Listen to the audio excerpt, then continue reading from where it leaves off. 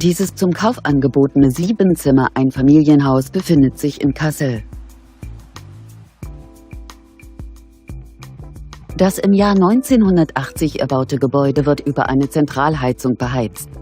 Das Haus verfügt über einen Balkon und 3 Parkplätze.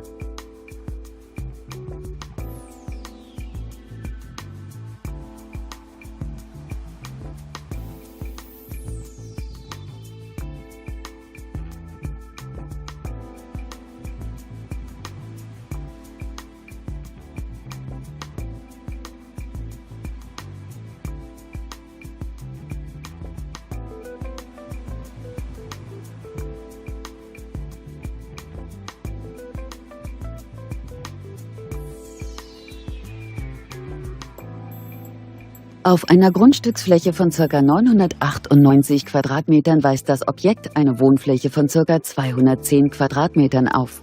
Das Gebäude hat einen Kaufpreis von 229.000 €. Wohntraumimmobilien steht Ihnen gerne für Fragen zur Verfügung.